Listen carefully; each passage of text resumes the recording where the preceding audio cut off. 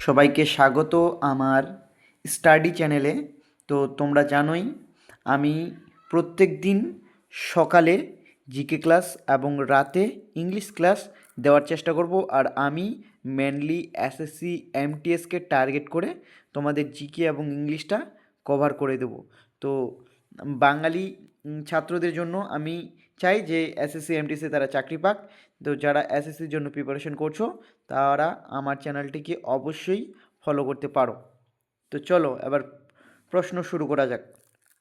প্রথম প্রশ্ন, ভারতের সংবিধানের কোন অনুচ্ছেদের সমস্ত নাগরিককে বাক স্বাধীনতা এবং অভিব্যক্তির স্বাধীনতা দেওয়া হয়?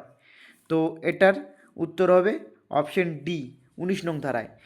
তোমরা জানো সকলে আমাদের 19 নং ধারায় 5 ধরনের স্বাধীনতার কথা বলা হয়েছে।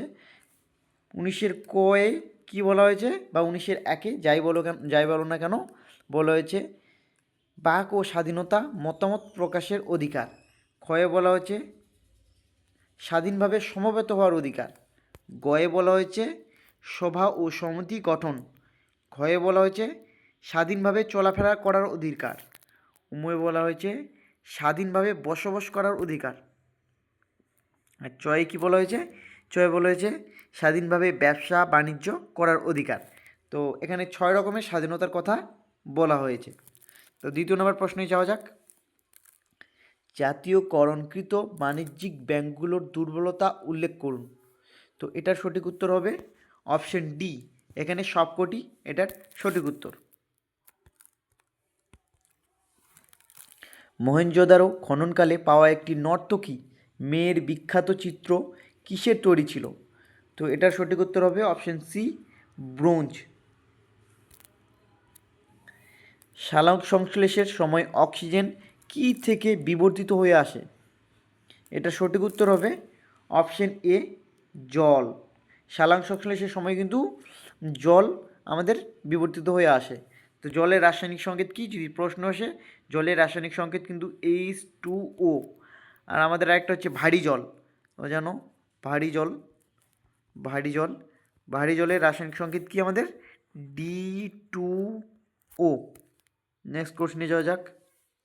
সংসদের কোন কক্ষে প্রিসাইডিং অফিসার সেই কক্ষের সদস্য না? তোমরা সকলেই জানো যে 64 নং ধারা অনুযায়ী রাষ্ট্রপতি রাজ্যসভার প্রিসাইডিং অফিসার, কিন্তু তিনি রাজ্যসভার বা কোনো লোকসভার যেই সভাটা বলুন না কেন সদস্য না। তাহলে এখানে সঠিক উত্তর হবে কি অপশন বি, রাজ্যসভা। ভারতের কোন শহর হীরা প্রক্রিয়াকরণের জন্য বিখ্যাত? তো এটার উত্তর হবে অপশন বি, সুরাট। তো আমরা প্রত্যেকেই প্রত্যেকটার নাম জেনে নিই আমরা যে কাকে কী নামে ডাকা হয়। তো সুরাট এটি অবস্থিত হচ্ছে আমাদের প্রত্যেকেই জানো তোমরা গুজরাটে অবস্থিত, এটি গুজরাট। তো বেঙ্গালুরুকে কী বলা হয় সবাই বলে ফেলো কমেন্টে। তো বেঙ্গালুরুকে বলা হয় আমাদের ইলেকট্রনিক শহর। ইলেকট্রনিক শহর বলা হয় আমাদের বেঙ্গালুরুকে, ইলেকট্রনিকের শহর। জয়পুরকে কি বলা হয়? জয়পুরকে আমাদের পিঙ্ক সিটি, পিঙ্ক সিটি বলা হয়। জানো তোমরা সেটা যে গোলাপি শহর। তো আমার এখানে জায়গা অল্প, তো আমরা এটা মুছে দিচ্ছি। তোমরা চাইলে এটা নোট করে নিও। তারপর দেখি মুম্বাই। মুম্বাইকে কী বলা হয়? মুম্বাইকে বলা হয় আমাদের ভারতের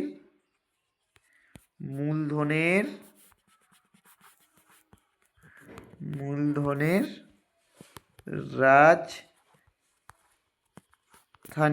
তো এটার সঠিক উত্তর হবে অপশন বি, সুরাট। মাথায় টাক পড়া হলো, এটার অপশনের উত্তর হবে অপশন বি, এক্স ক্রোমোজোম সংযুক্ত প্রচ্ছন্ন বৈশিষ্ট্য। 1828 সালে একাডেমিক অ্যাসোসিয়েশন কে প্রতিষ্ঠা করেন? এটার উত্তর হবে অপশন সি, ডি রোজিও। ভারতের উত্তরের রাজ্যগুলিতে নিচের কোনটি রবি ফসল? এখানে উত্তর হবে অপশন সি, আলু। কোন পল্লব রাজার শাসনকালে চীনা পর্যটক হিউয়েন সাং কাঞ্চি ভ্রমণ করেছিলেন?